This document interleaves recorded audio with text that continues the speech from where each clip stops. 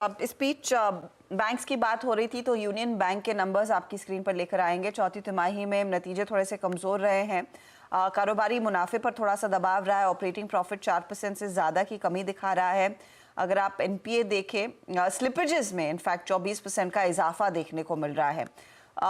Asset quality में थोड़ी सी improvement ज़रूर नज़र आई है, लेकिन ये स्लिपेजेस बढ़ने की वजह क्या है और क्या यही इनफैक्ट फियर फैक्टर है? इस समय हमारे साथ बैंक के ईडी नितेश रंजन जुड़ गए। नितेश जी, स्वागत है आपका। जो वरी फैक्टर है उसी से शुरुआत करूंगी सर। स्लिपेज करीब करीब 24% बढ़कर आया इस तिमाही में। किन अकाउंट्स की तरफ से दिक्कत आई है, अगर उसका कुछ उल्लेख कर पाए? नमस्कार। सबसे पहले तो मैं आपको ये बताना चाहूंगा कि इस साल के आखिरी तिमाही में यूनियन बैंक ने बहुत अच्छा प्रदर्शन किया है।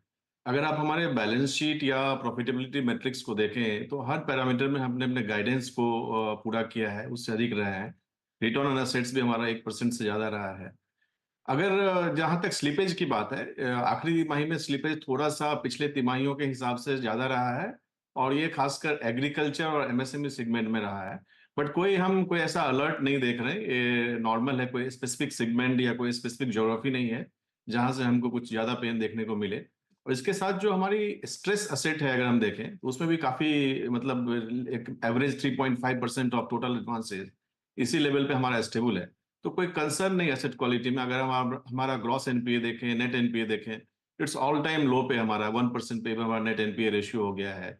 पीसीआर 93% है, काफी स्ट्रॉन्ग बैलेंस शीट है।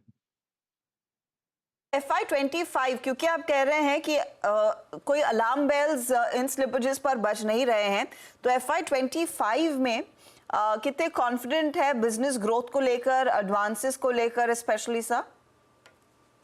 देखिए, इस साल भी हमने FY24 में अच्छा प्रदर्शन किया है बिजनेस में, और FY25 के लिए जो हमारा गाइडेंस है 11 to 13% ग्रोथ रेट एडवांसेस का हमने दिया है, और 9 to 11% डिपॉजिट्स के लिए हमने गाइडेंस दिया है। और ये जो ग्रोथ है एडवांसेस में रैम सेगमेंट और कॉर्पोरेट सेगमेंट दोनों से अराउंड 55 to 45 के रेशियो में कंट्रीब्यूट होंगे। इसके साथ ही मैं आपको ये भी बताऊंगा कि जो असेट क्वालिटी है उसमें भी हमारा जो गाइडेंस दिया है वो हमारा 12,000 करोड़ से कम का स्लीपेज होना चाहिए इस साल।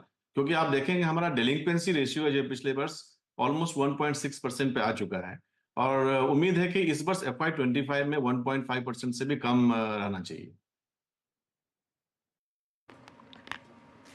ओके अच्छा नितेश जी, नमस्कार। वीरेंद्र बोल रहा हूँ दिल्ली स्टूडियो से। नमस्कार। सरप्राइजिंगली अगर आप देखें, मैं जो डिजिट देख के सरप्राइज हुआ, आपके एनआईएम सर इस क्वार्टर में काफ़ी स्ट्रॉन्ग है। It's 3.09 versus 2.98 Y and versus 3.08 sequentially.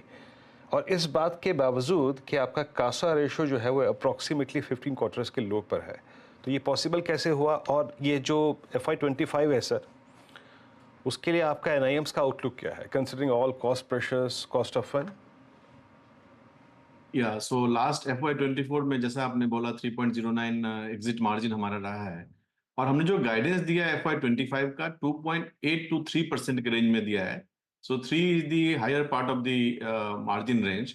और देखिए, जो असेट रीप्राइसिंग है, असेट रीप्राइसिंग ऑलमोस्ट अब स्टेबल हो गई है, बिकॉज इंटरेस्ट रेट अगर आप देखें आरबीआई ने पॉज ले लिया है अभी, और may be the second half of the year में इंटरेस्ट रेट में कुछ कमी आएगी। उससे असेट रिप्राइसिंग एक्चुअली डाउनवर्ड होने की संभावना है। लेकिन अगर आप लाइबिलिटी रिप्राइसिंग देखें तो पिछले वर्ष करीब सेकेंड हाफ में अगस्त सितंबर से डिपॉजिट रिप्राइसिंग स्टार्ट हुई थी, जिसका कि इम्पैक्ट इस वर्ष हमको ऑलरेडी आया FY25 में।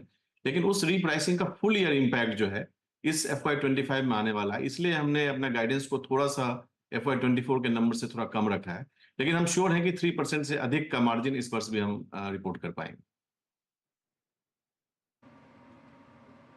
ओके सर, लिक्विडिटी की परिस्थिति कैसी है? और क्योंकि बीते 2 क्वार्टर्स में डिपॉजिट्स को लेके चैलेंज रहा, बैंकों के आप बीच में काफ़ी प्रतिस्पर्धा रही, तो आप एक तो लिक्विडिटी की स्थिति कैसी देख रहे हैं, और डिपॉजिट रेट्स जो बढ़ रहे थे वहाँ स्थिति क्या है इस वक्त? आउटलुक क्या है आपका डिपॉजिट ग्रोथ को लेकर?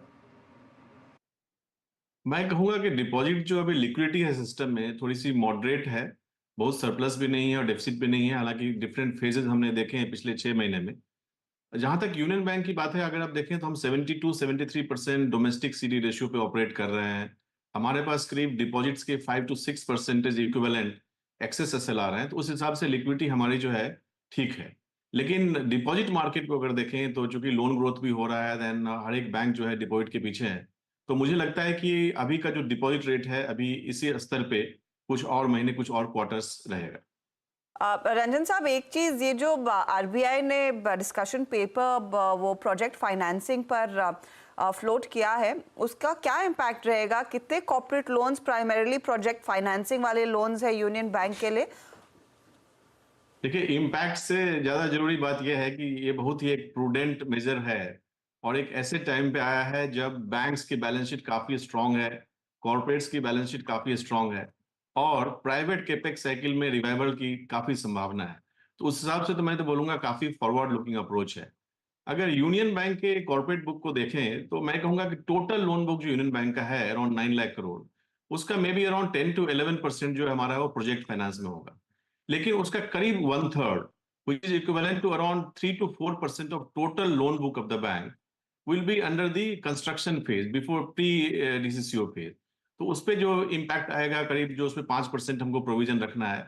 बट अच्छी बात यह भी है कि एक लेयर्ड प्रोविजनिंग नॉर्म दिया है आरबीआई ने और जो एग्जिस्टिंग अकाउंट्स हैं उसके लिए स्टैगर्ड अप्रोच दिया है, 3 साल में उसको करना है। तो मुझे लगता है नहीं कि इस पे ज्यादा कुछ बहुत बड़ा इम्पैक्ट आएगा। It's a positive major.